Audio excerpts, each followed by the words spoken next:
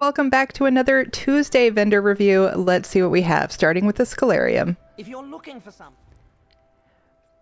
First up, we have Bound Affix Script Brutality and Sorcery. Adds Brutality and Sorcery, buffs increasing weapon and spell damage. Bound Affix Script Lifesteal. Adds Lifesteal, a debuff granting healing to attackers. Bound Focus Script Flame Damage. Adds Flame Damage. And Bound Signature Script War Mage's Defense. Adds a damage shield. Let's head to the Telvar Merchant, and then after that we'll go to the Infinite Archive Merchant. We are now in the Imperial Sewers. Let's talk to the Telvar Merchant. This is all cool. I did take a peek already at these. Honestly, I think it's going to be a Save Your Telvar week, but let's go over it. First up, we have Stormhaven Treasure Map. As a base game treasure map, I definitely say skip this one. But if you're curious, Stormhaven brings us Dreamer's Mantle, Night Terror, and Storm Knight's Plate, as well as a chance for the leads for Ancestral Orc Boots or Maces. Next up, Bound Affix Script Evasion adds Evasion, a buff reducing damage from area effects. Bound Affix Script Uncertainty adds Uncertainty, a debuff reducing weapon critical damage. Bound Focus Script Frost Damage adds Frost Damage. And Bound Signature Script Cavalier's Charge adds an increase to damage as ability persists effect. Next, we have Fragment of Ash. This fragment drops off the final boss of City of Ash 2 and is part of the Puncture Lava Burst skill style, one of 6 pieces. Remember, this can be done in normal City of Ash 2, and it's a guaranteed drop. I don't know that this is worth 25,000 Telvar unless you really can't get a group and hate pugging. All right, our leads. First up, we have Vahlenfell Etching Tools. This is for Rourke and Steamguard's Mythic. This particular one is found off the last boss in Vahlenfell. There's another lead that comes off the last boss in Vahlenfell for the Ebendwarven Wolf mount. However, I don't think this one is that difficult to get, especially if you've already farmed it a little bit for the Ebendwarven Wolf. I've already gotten 3 out of 3 without really trying. If you're struggling, it's here. I say skip it though. Also, we have the lead for Winter's Pelt Lining. This is part of Fawn's Lark Cladding. This one drops out of the Whalefell Delve in High Isle. Again, not super excited about this one.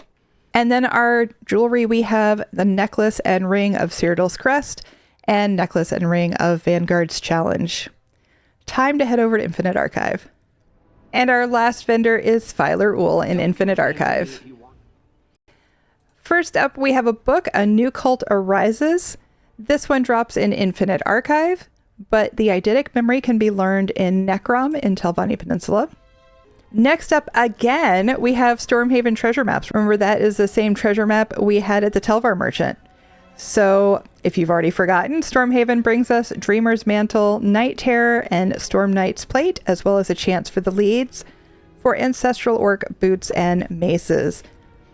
I didn't think it was worth the Telvar. I also don't think it's worth the Archival Fortunes. If you need Stormhaven treasure maps, hit up some guild traders. They're going to be just a couple hundred gold apiece.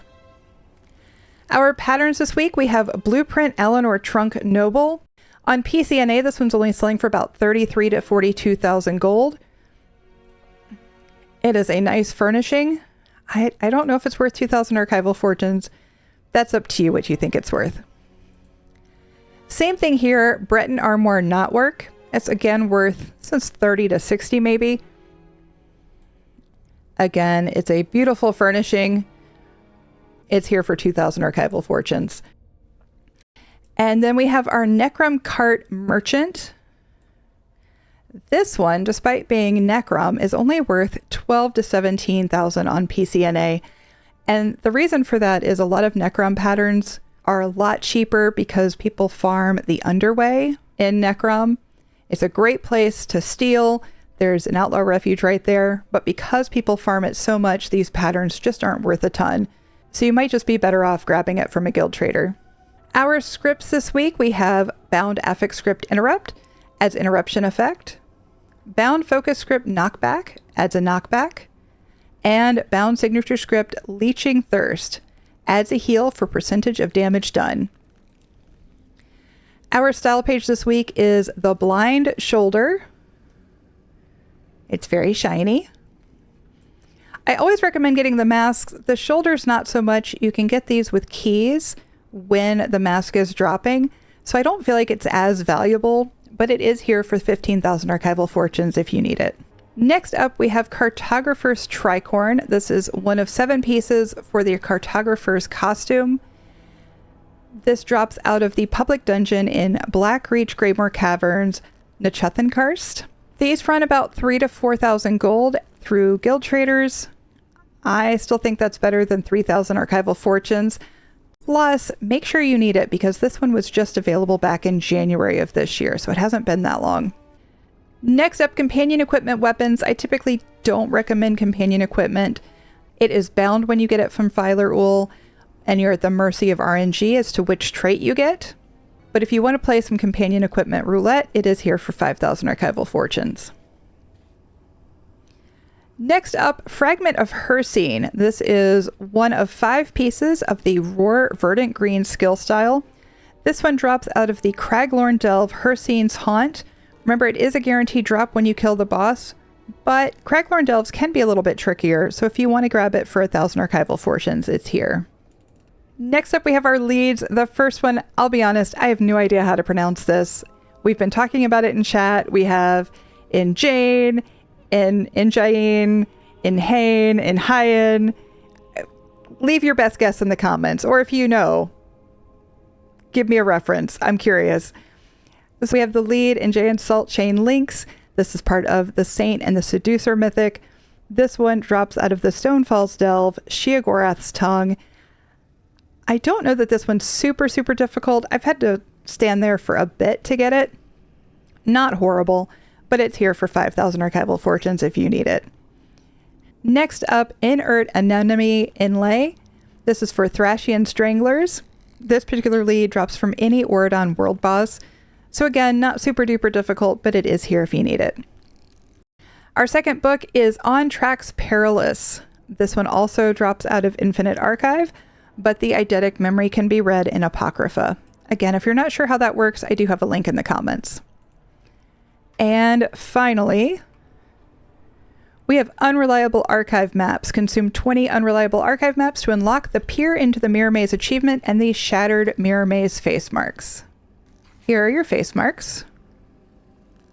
I typically don't recommend these either at 3,000 archival fortunes a piece. Consuming 20 of them makes this inexpensive face marks.